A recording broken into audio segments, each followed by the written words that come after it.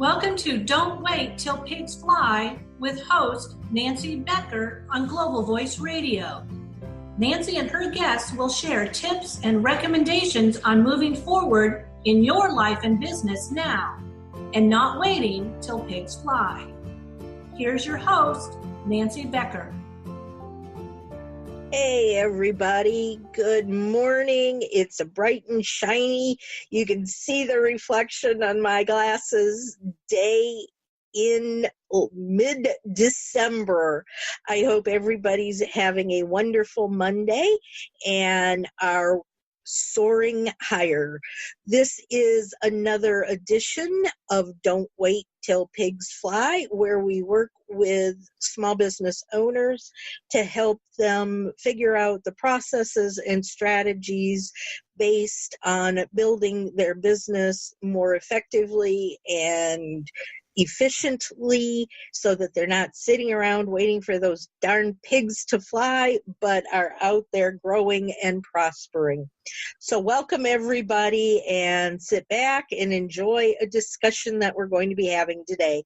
If you're listening to this and you have questions, put them down at the bottom down there and I will be happy to answer them at any time that I can. Christmas time is a time of thinking about traditions and about things that you've done throughout your life and doing them again and why you do them and all of that type of thing.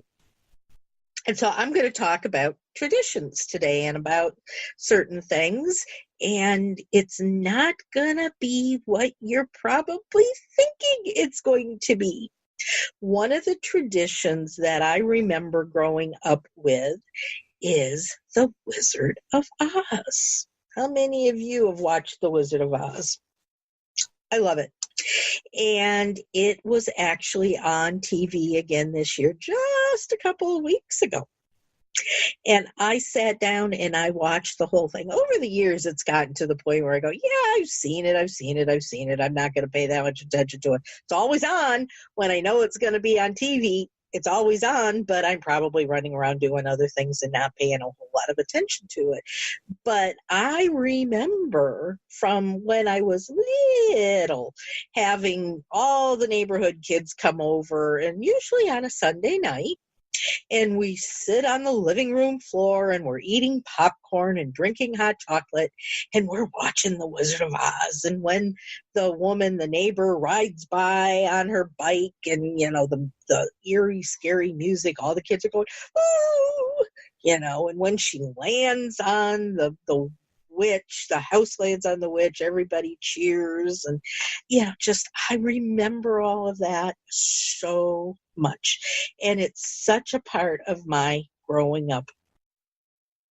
Do you guys have any of those kinds of memories? And what kind of traditions do you have that you keep, that you want to bring back, that you don't want to deal with anymore? Let me know on the bottom of this podcast what some of those traditions are. I'd love to know.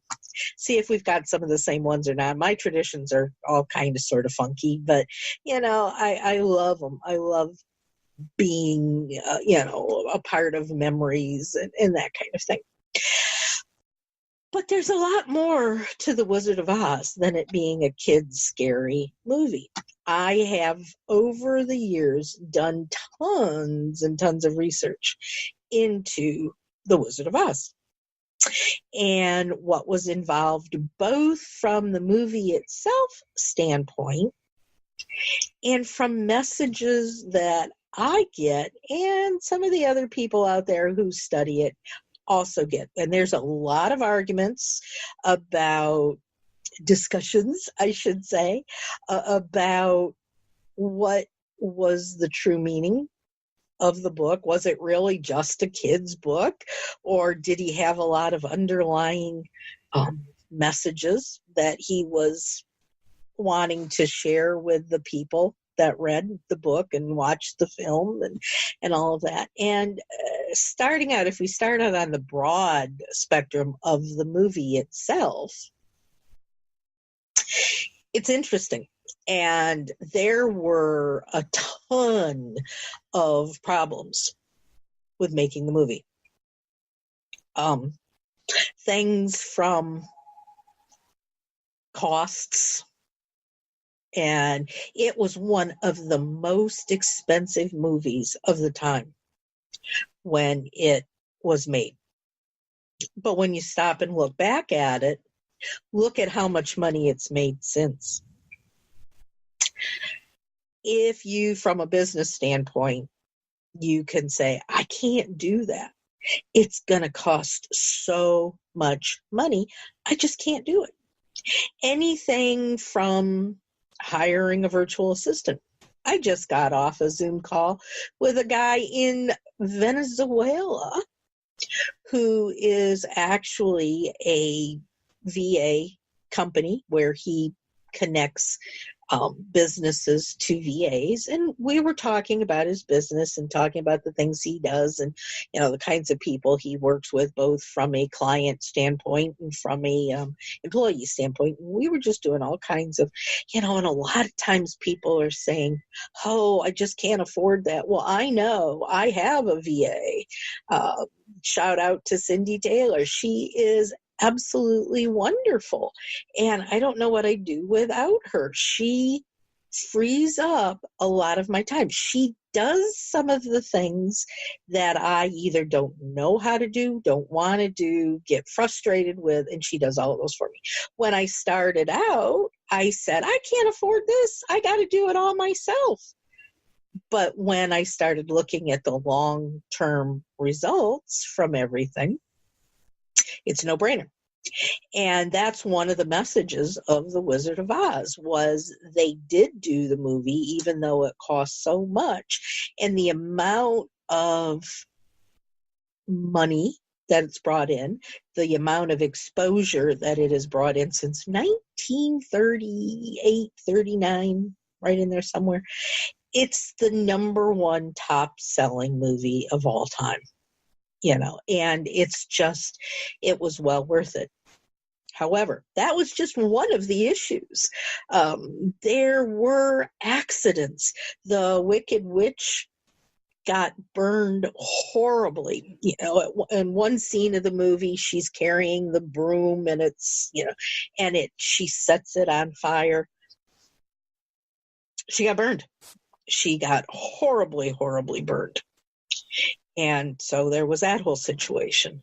Buddy Ebsen, who was Jed in the Beverly Hillbillies, he was supposed to be, I believe, the Tin Man.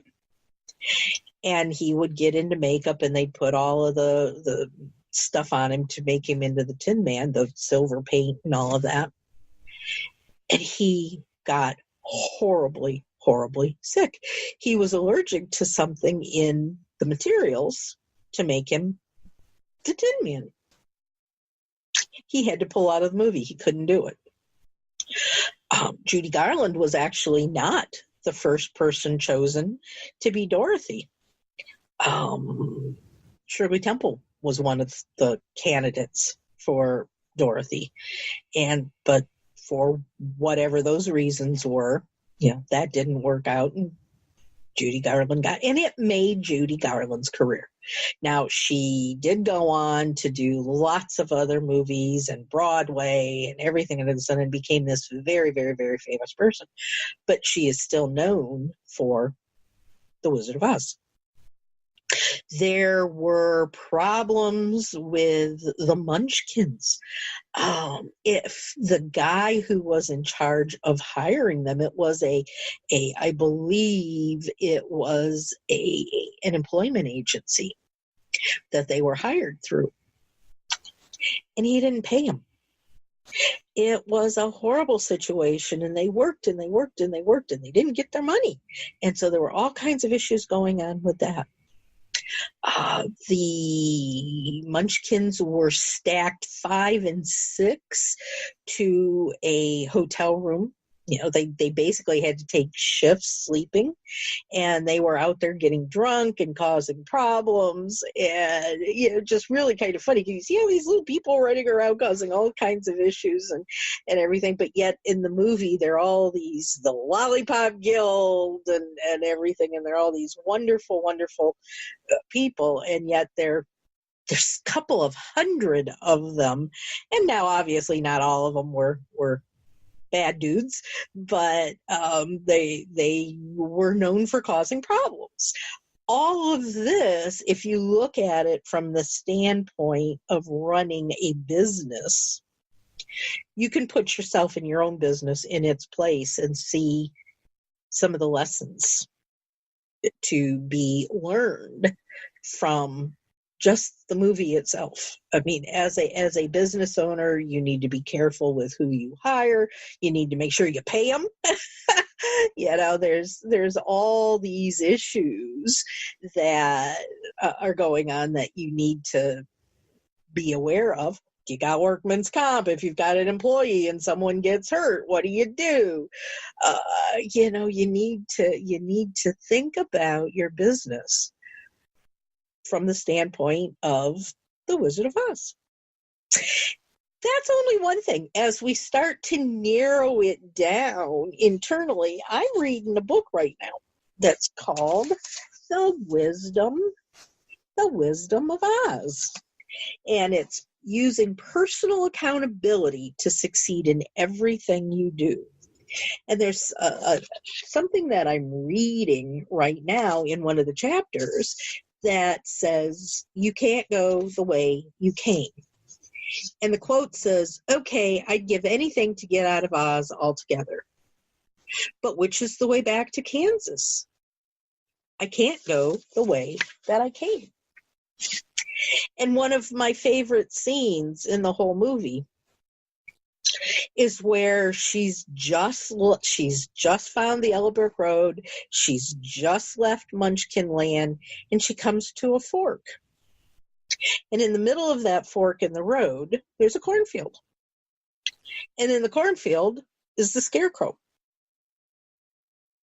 And she's talking to Toto, the dog, and she says, now which way do I go? And she hears this voice that said, well, some people go this way. And she looks around and says, who said that? Nobody's there. Nobody's saying anything. So she's back to thinking about it again. And then she hears him say, well, others go this way. And she looks at Toto and she says, did that Scarecrow just talk to us? And finally, the Scarecrow starts talking and says that, he wishes he had a brain. He doesn't know what's the right way to go or any of that. And she says, well, we're going to the Emerald City to see the wizard. You can come with us. And then they pick a direction. They pick which way to go on the road, and off they go. As a business owner, we face that same issue every day. Which way do we go?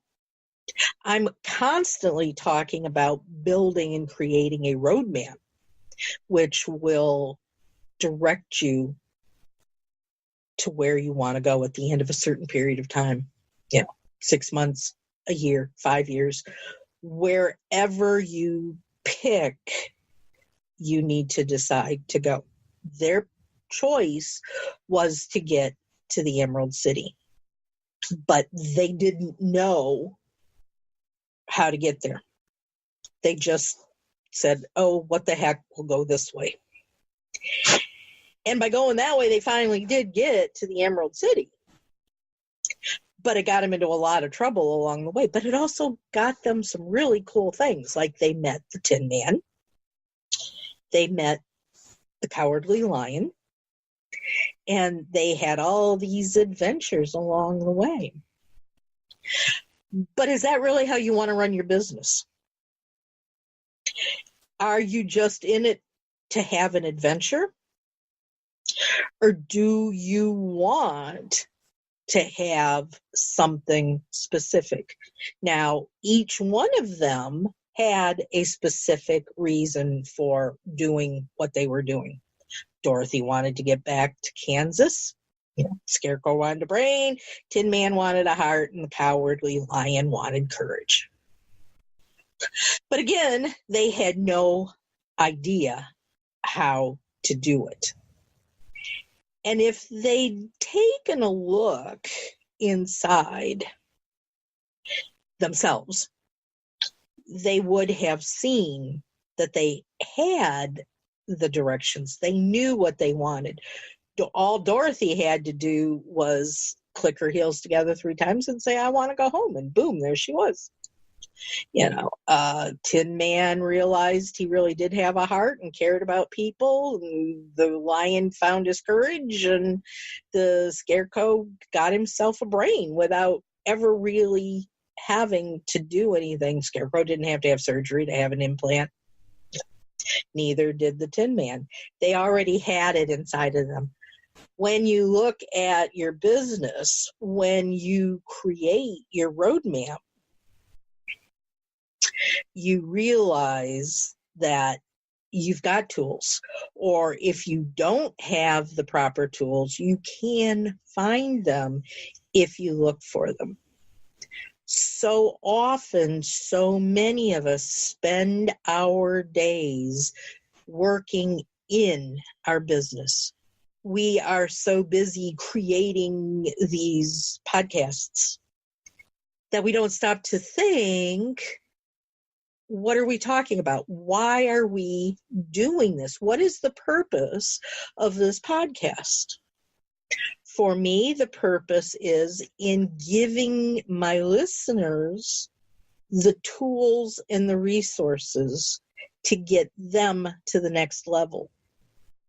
I plan out who I'm talking with, when I'm talking, what I'm talking about, and how I'm going to share it with people. Because I want the most people to see it, hear it, understand it, get it, and want it. Same thing is true with my mastermind programs, with the magazine that I co-own and operate. We have a plan, a roadmap in mind so that we know how we can get from one place to another.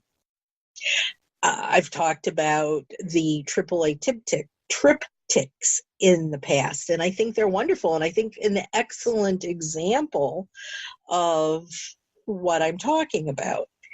When my family and I would go on a vacation when I was little, we belonged to AAA insurance. And my mom would go in and say, we're going to such and such a place, and we need a map. We need to know how to get there and how to get back. And what she would come home with is this little book about this size.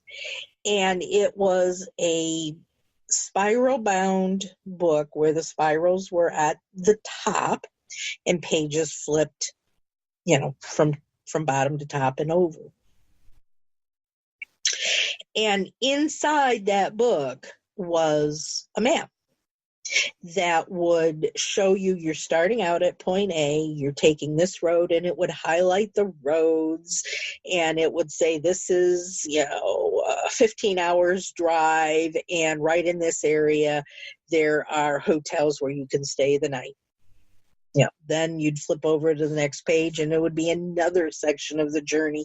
And over here to the side, it might say, oh, by the way, this is a really cool place to stop just to see, it's the world's largest ball of yarn or whatever, that you're passing by, and it would give you these little suggestions for things to do. And then you keep following the roadmap, and it'll go, whoops, there's a roadblock here because there's construction and you're going to need to take a detour, and it'll show you the detour and all of that, and it'll get you back on the road, and eventually it'll get you to where you want to go.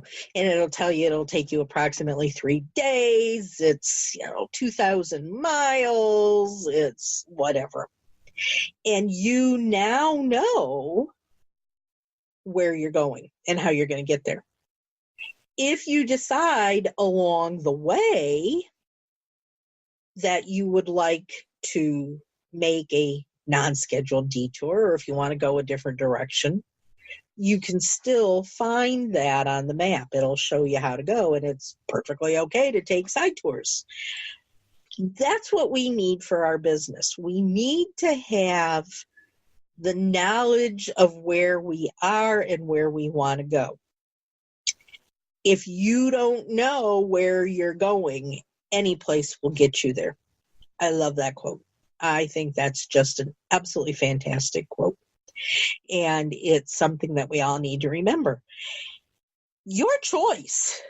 If you want to meander, and that's on a Sunday afternoon in the summertime, that might be just absolutely a fun thing to do, is just get out in the car and just drive. But I can remember my ex-husband and I sitting in the car in our driveway looking at each other and saying, all right, where are we going? Neither one of us knowing. We didn't go anywhere because we had no idea of where we wanted to go. So we just sat in the car until we finally decided, all right, well, let's just go on back in the house. You can do that with your business, but don't expect to have a financially secure bank account. It's not going to happen. You might get a few sales here and there, but you're not going to grow your business to the point where you can have a lifestyle which affords you the freedoms to do the things that you want to do. Just not going to happen. You need to plan it. You need to sit down and really and truly figure out what it is you want, where you want to go.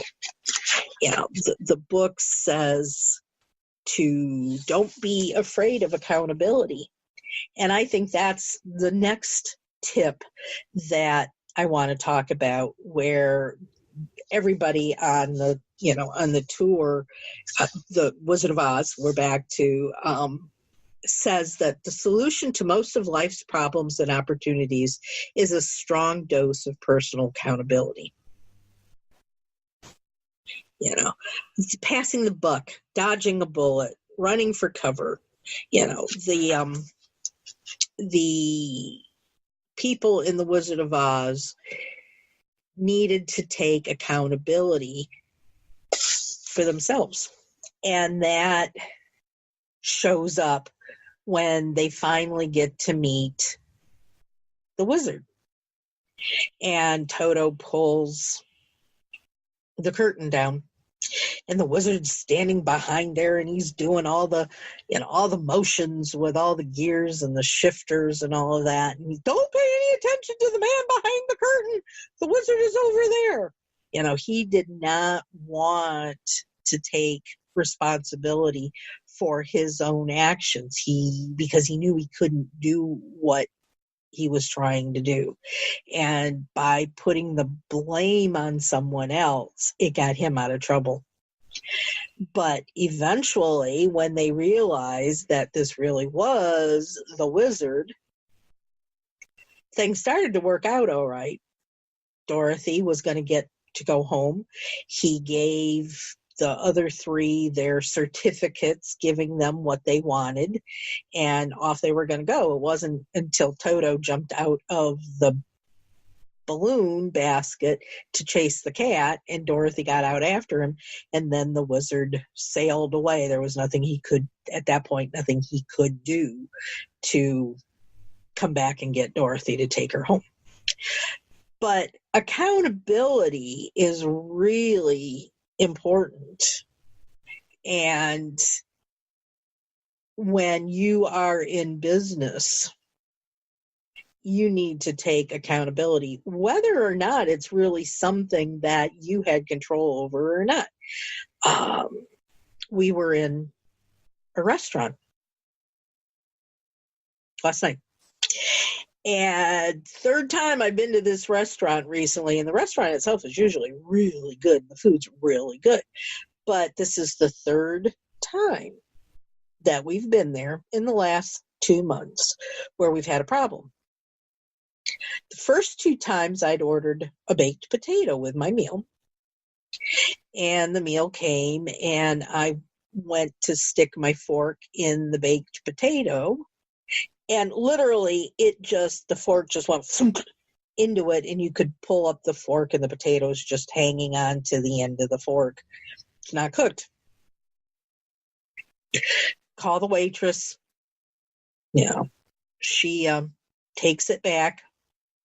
They zap it, and then it's burned to a crisp.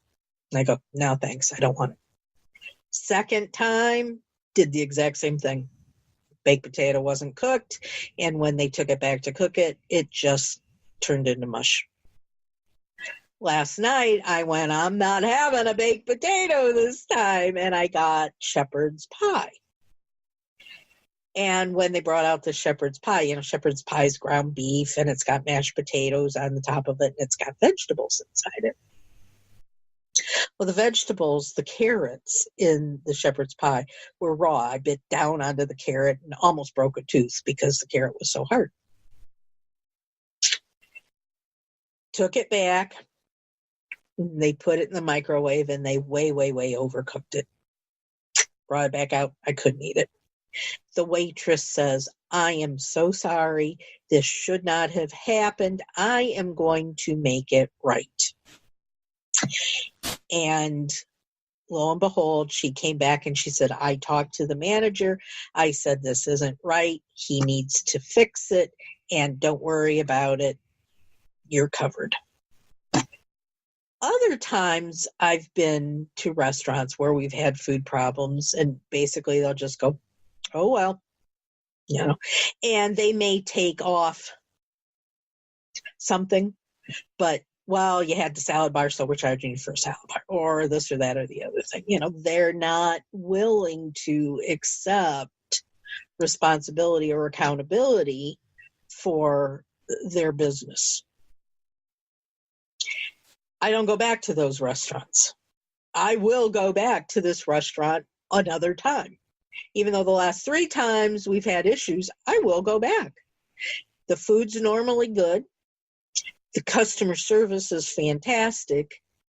And they were willing to say, this is our problem. We'll handle it. We'll take care of it. Do you do that with your business?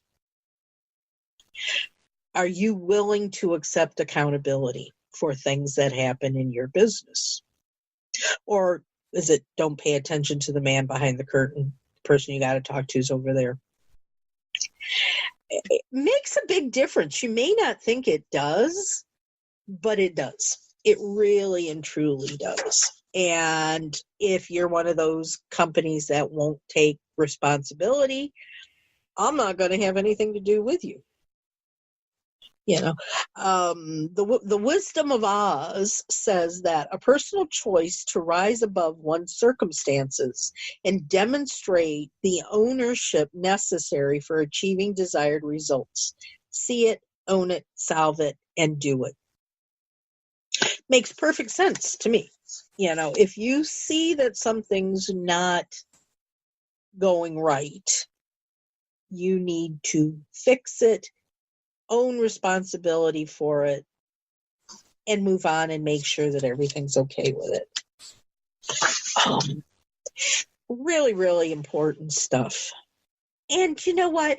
When I talk about resources and tools, you probably often think that I'm talking about actual physical items. And oftentimes I am. Doing this podcast through Zoom, that's a tool. That's a resource. That's something tangible that I can use to help grow my business. But tools and resources are also knowledge, understanding, the ability to do things, and it's when you allow for these things, when you understand these things, your business is going to grow. Because the bottom line is, as we all know, like, and trust. Somebody can know you, but do they like you? They may not like you, but they may trust you. But when you have all three of those things, people have to know who you are in order to know that your business exists, first of all. They're going to be much more apt to do business with you in the first place if they know you and like you. It's going to be a while for me to actually go into a business where I don't like the people. I'd much prefer going someplace where the people are nice, they're friendly, and you can count on them. And finally, if someone says, hey, I trust that what Nancy's telling me is the truth, I can do what she says, and it's either going to work or she's going to stand behind it and she's going to help us. That's trust. And then they're going to be much more willing to do business with me than someone that says, I can't trust her. She says one thing and does exactly the opposite, and I'm just not going to spend my money there. I need to be able to trust that person.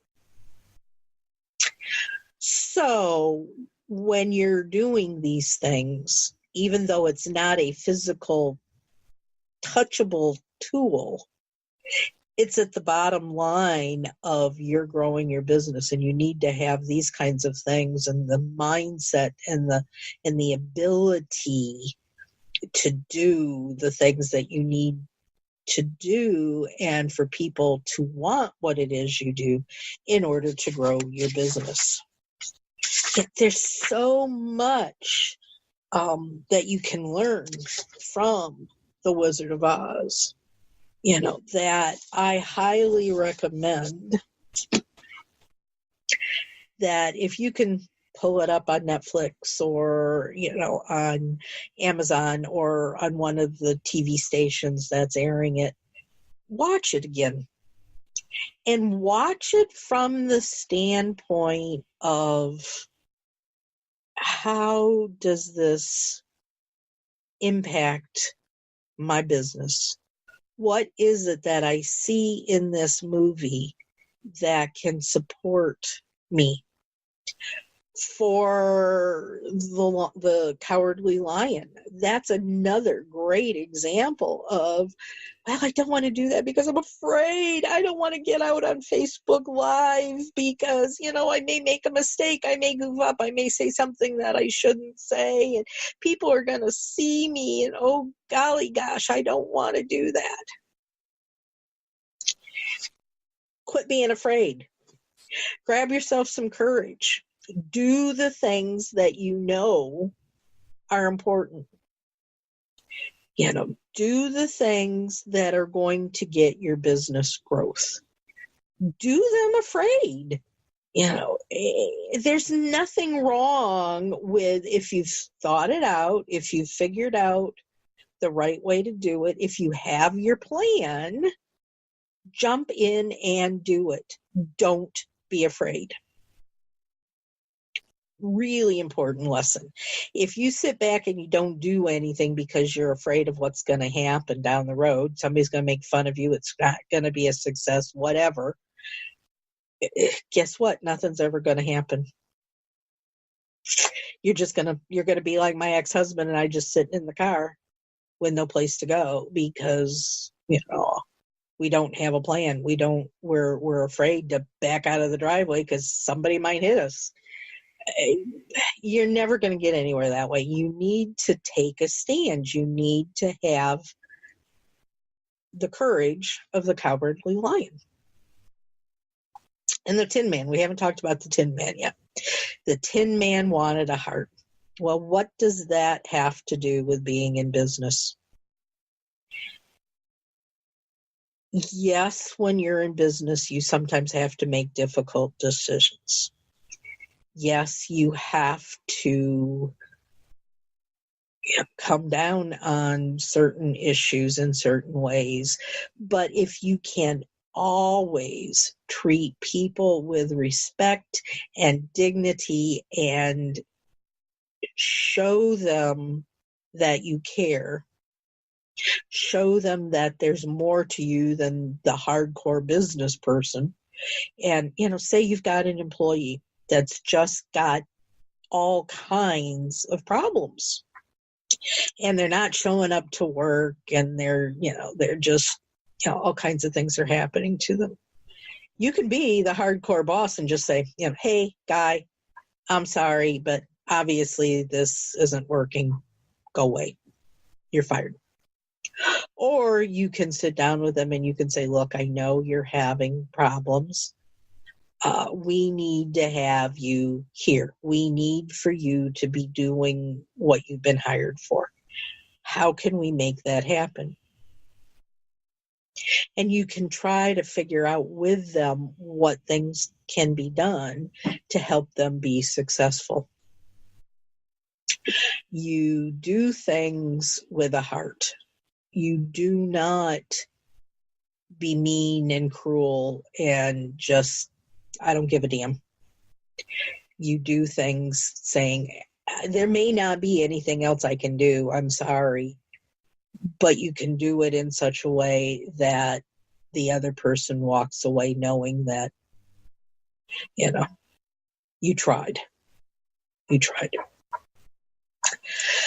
So guys, with that, I now want to finish reading my book on the wisdom of Oz. I'm all excited to learn some more of the lessons. And so I am going to click my heels together 3 times. I'm going to say there's no place like Business Success Unlimited. And I am going to get off this call and get back to doing things to grow my business, to soar higher, to be a better business owner, because I'm not sitting around waiting for those pigs to fly. This show airs on Thursday evening at 5 p.m. I would love for you guys to download it, to share it, to subscribe to let me know that this is something that is going to be a help to you and that you're going to grow and soar on. I will talk to you all soon. Y'all take care and have a wonderful, wonderful week. Bye-bye. Thank you for listening to Don't Wait Till Pigs Fly with host Nancy Becker. Join Nancy every Thursday at 5 p.m. Eastern on Global Voice Radio.